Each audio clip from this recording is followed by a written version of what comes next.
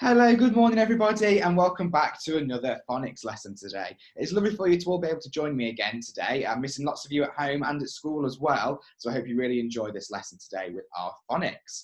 Now, can you remember the things that we were looking at last week in phonics? There were about 3 different things that we really spent some time looking at. We first of all looked at vowels and consonants. Do you remember what letters are the vowels? Should we practice them together? They are A, E, I, O, and U, or oo, depending on what letter what sound it makes in the words. Now, all the other letters in the alphabet, then, they must be the consonants, aren't they? So that might be a letter J, it might be a letter K, it might be a H, it might be a B. All of those letters are consonants. Then we went on to something a little bit more tricky because we started looking at what vowel sounds were. And we worked out that we had short vowel sounds and we had long vowel sounds. So for our vowels, the short vowel sounds were a, I, and o. So can you think of any words that might have those short vowel sounds in? I can think of something I've just seen recently, which was bed, bed. So in there would be a short vowel sound.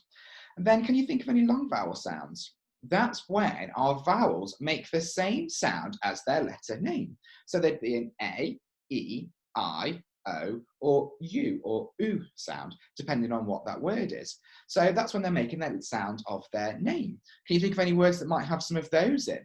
I can think of the word globe. I know some of you have been looking at globes in the classroom, and I hope you might be able to find some at home as well. So that's what a big sort of model of the earth that we can see. I can think of the word rain. Can you think of any more? Then the last thing we looked at the end of the week was something a little bit more tricky, because we started looking at some of the year 2 rules, which get a little bit complicated. Because we think we've learned one thing and then the English language goes and confuses it all for us. So can you remember there were 2 sounds, 2 phonemes that we were looking at last week that made a phoneme? What letters did we use to make those phonemes last week? Are you ready? Let's have a look. They were these 2 digraphs just here, weren't they? We had GN for the grapheme and KM for the grapheme, and they both made a phoneme. Can you think of any words that had those in? Let's have a look. Miss Heesom wrote some down for us. Here were some of the ones that I could remember. So I had at, nat. So that was like one of those little flying insects that really annoy us when we're on holiday or it's nice sunny weather. We had gnome, and they were one of the little statue things that sit in our garden. They've got the big red pointy hat and the beards.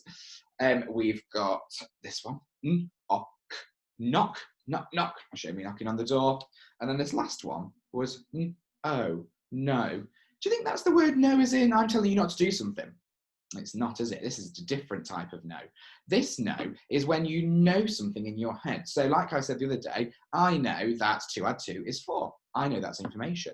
I know that the Arctic is in the northern hemisphere of the Earth. So it's in the top part of the Earth. So that's something I know. I've got that knowledge in my head. And this is a homophone, isn't it? It sounds like the word no when I'm saying, no, don't do that. But it's actually written in a different way, even though it makes the same sound as that. Very strange.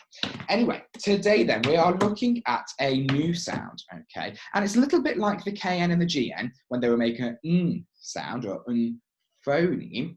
But today what we're looking at is this digraph just here. I'm going to hide this bit to start with. We're looking at this digraph here where the W and the R grapheme. What sound might that make? Have a little see and think if you can remember what it might be. It makes a phoneme. So when we see the letters W and R together, that grapheme makes a phoneme or sound. I wonder if you can think of any sounds that, any words that might have the phoneme in. I've got a little list just here, and I'm going to need your help to help me sound button them out. So see if you can get those 2 fingers together for me, so we can build those muscles in our arm when we're pressing them with 2 fingers. And let's see if we can sound out some of these words together. So the first one I've got is wrong. What does the word wrong mean? Wrong is when you get something that's not right. So if you didn't quite get the answer right in one of your maths questions, it would be wrong, wouldn't it? But we can always make sure we get them better if we keep practicing. Okay, next one. Wrote. So if I wrote something, I might have, it's when I've written something. So I've used, I might have used a pencil or a pen, and I might have written a letter or a story, and I wrote a story. So show me writing a story. There we go. Okay, next one I've got then, 2 fingers together again. wrap. So if I'm wrapping something, I might be wrapping a birthday present or a Christmas present, or I might even wrap myself up really cozily in a nice warm scarf because it's been very cold, hasn't it, recently? So that's wrap. The next one I've got over here then is wrist. Wrist. So the wrist, I'm sure you can find your wrist. See if you can see it for me. The wrist is the part just here. Put that down for a second. There's a part just here where your hand and your arm meet together. So we looked at knee the other day, which joined the two parts of our legs together. And we looked at knuckles, which joined our hand and our fingers together. And now we're looking at a wrist, which is the joining part, which allows us to move our hand like this, which joins our hand together and our arm together. So some people might wear a watch or a bracelet on their wrist. It's got one of those pesky WR digraphs in there. Oh, these are starting to get tricky now. See if you can get those fingers together for me. Next, what we've got is wrinkly. Now here, I've got one of those little bolt-ons, a suffix.